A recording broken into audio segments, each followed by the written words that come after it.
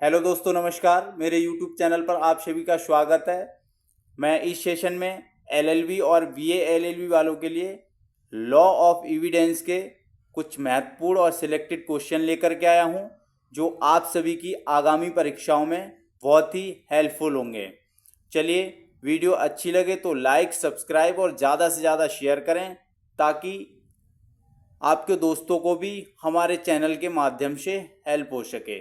चलिए, चलता हूँ मैं क्वेश्चन की ओर।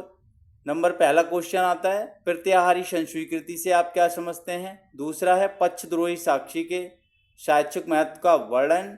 और तीसरा क्वेश्चन होगा लोकवच्ची निर्णय से आप क्या समझते हैं, और उनके साक्ष्यिक महत्व का भी वर्णन मैंने इसमें दिया हुआ है। चलिए ठीक है, मैं बिना टाइम वेस्ट किए क्वेश्चन की ओर बढ़ता हूँ और क्वेश्चन डिस्कस करता हूँ। चलिए, क्वेश्चन है पक्षद्रोही साक्षी के साक्ष्यिक महत्व का वर्णन।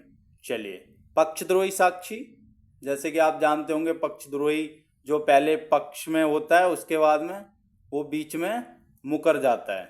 चलिए, पक्षद्रोही साक्षी को पक्षद्रोही साक्षी पक्षकार साक्षी को बुलाता है। वह आशा करता है कि साक्षी उसके पक्ष की बात करेगा, परंतु कभी कभी क्या होता है कि साक्षी ऐसा दिखावा करता है कि उसे कुछ याद नहीं, तथा जिस बयान की उससे आशा की जाती है उससे अलग यानी कि भिन्न बयान देता है। ऐसे साक्षी को पक्ष विपक्षी या पक्षद्रोही साक्षी कहा जाता है। चलिए, पक्षद्रोही साक्षी की परिसाक्ष्य का मूल्य साक्षी का निरीक्षण धारा 154 में किए जाने मात्र से यह धारणा नहीं बननी चाहिए कि न्यायालय विदिता ऐसे परीक्षण पर विश्वास न करने के लिए बाध्य है। ऐसे साक्षी का साक्ष्य पूर्णता या अंशतः निरस्त नहीं कर दिया जाना चाहिए। उसकी ग्राह्यता का निर्धारण करना न्यायालय का कार्य है। चलिए, इसमें बहुत इंपॉर्टेंट एक बात है। उत्तर प्रदेश राज्य बनाम चेतराम AIR 1989 SC 1543 के बाद में उच्चतम न्यायालय ने निर्णय किया कि सिर्फ इसलिए कि गवाह पक्षद्रोही हो गया है, उसका पूर्ण साक्ष्य अवर्जित नहीं किया जाना चाहिए। अवर्जित यानी कि उसे समाप्त नहीं किया जाना चाहिए।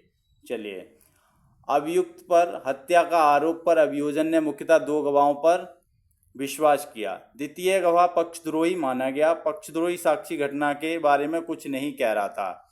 उसने जो पहले देखा हुआ था, जो पक्षद्रोही साक्षी मतलब जो 2 गवाह थे, एक गवाह ये था कि मतलब उसने पक्षकार का पक्ष लिया, जो देखा हुआ था उसने न्यायालय में बताया कि मैंने ये देखा था, ऐसे हुआ था। और दूसरा जो पक्ष साक्षी था उसने देखा हुआ था, पर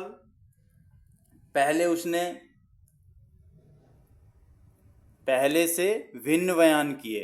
वो ये मतलब घटना के बारे में कुछ नहीं कह रहा था कि उसे ऐसा प्रतीत करवाए न्यायालय को कि वह कुछ नहीं उस घटना के बारे में जानता है, तो उसे पक्षद्रोही साबित किया गया।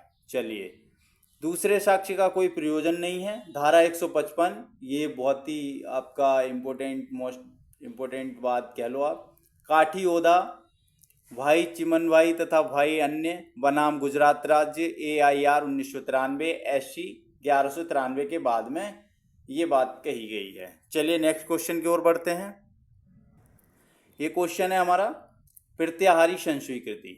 चलिए, प्रत्याहारी संस्वीकृति से आप क्या समझते हैं। प्रत्याहारी संस्वीकृति एक वापस ली गई संस्वीकृति वह है जहां अभियुक्त ने विचारण प्रारंभ होने से पूर्व कोई कथन किया था, जो स्टेटमेंट किया था, जैसे कि उसने कोई अपराध किया, उसने स्वीकार कर लिया पहले और फिर उसके बाद में इनकार कर देना, वही प्रत्याहारी संस्वीकृति में आता है। चलिए, जिसमें उसने अपराध करना स्वीकार किया था, परंतु विचारण के दौरान वह उस कथन का खंडन कर देता है, यानी कि मना कर देता है कि मैंने ये काम नहीं किया था या किया है। जब किसी अपराध की जांच के समय पुलिस अधिकारी यह पाता है कि अभियुक्त संस्वीकृति करना चाहता है, तब पुलिस अधिकारी अभियुक्त को मजिस्ट्रेट के समक्ष पेश करता है। जब मजिस्ट्रेट इस बात से संतुष्ट हो जाता है कि अभियुक्त संस्वीकृति करना चाहता है, तो वह अभियुक्त द्वारा की गई संस्वीकृति को अभिलिखित यानी कि रिकॉर्डेड करते हैं। चलिए, मजिस्ट्रेट द्वारा अभिलिखित या रिकॉर्डेड इस संस्वीकृति को विचारण के दौरान साबित किया जा सकता है। जब अभियुक्त के विरुद्ध विचारण प्रारंभ होता है तो अभियुक्त से यह पूछा जाता है कि क्या उसने अपराध किया है। अभियुक्त यह कह सकता है कि उसने अपराध नहीं किया है, यानी कि बदल जाता है। उससे पुनः पूछा जाता है कि क्या उसने मजिस्ट्रेट के समक्ष बयान दिया है और उसमें उसने अपराध किए जाने की संस्वीकृति की है। अभियुक्त मजिस्ट्रेट के समक्ष बयान दिए जाने से इनकार कर सकता है, ठीक है, या यह कह सकता है कि उसने बयान संस्वीकृति या उत्प्रेरणा, धमकी या किसी प्रलोभन या पुलिस के दबाव के अंतर्गत किया है। इस प्रकार की अभियुक्त द्वारा की गई संस्वीकृति वापस ली गई संस्वीकृति कही जाती है। चलिए नेक्स्ट क्वेश्चन की ओर बढ़ते हैं। नेक्स्ट क्वेश्चन और आखिरी क्वेश्चन हमारा इस वीडियो का है, लोकवच्ची निर्णय से आप क्या समझते हैं, उनके साक्ष्यिक महत्व का वर्णन कीजिए। चलिए, लोकवच्ची मतलब किसी पर्सन की हैसियत को क्रेडिट करती है या वर्णित करती है। चलिए, कि वो उसका व्यवहार कैसा है, समाज में वो कैसे रहता है, वो सब लोकवच्ची निर्णय से आता है। चलिए, मैं लोकवच्ची निर्णय को डिस्कस कर रहा हूँ। तो लोकवच्ची निर्णय से आप क्या समझते हैं, उनके साक्ष्यिक महत्व का वर्णन कीजिए। लोकवच्ची निर्णय साक्ष्य अधिनियम की धारा 41 लोकवच्ची निर्णय के संबंध में है। लोकवच्ची निर्णय एक प्रकार की घोषणा है जो किसी व्यक्ति की हैसियत को वर्णित करती है, जैसे कि वह दिवालिया है और इसलिए जो सभी व्यक्तियों के प्रति प्रभावशाली होती है, चाहे वह उस मामले के पक्षकार हों चाहे ना हो। इसलिए किसी व्यक्ति के बारे में घोषणा की वह दिवालिया है। चलिए आगे बढ़ते हैं। प्रत्येक ऐसे मामले में सुसंगत होगा जिसमें यह प्रश्न होगा कि वह दिवालिया है।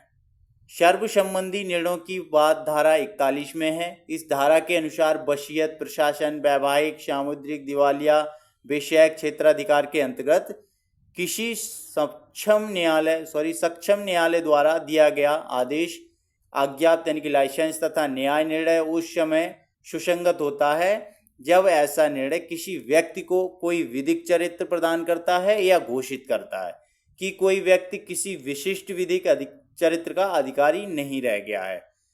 तो दोस्तों, मैंने इसमें डिस्कस किए 3 क्वेश्चन और ये बहुत ही महत्वपूर्ण और सिलेक्टेड क्वेश्चन है।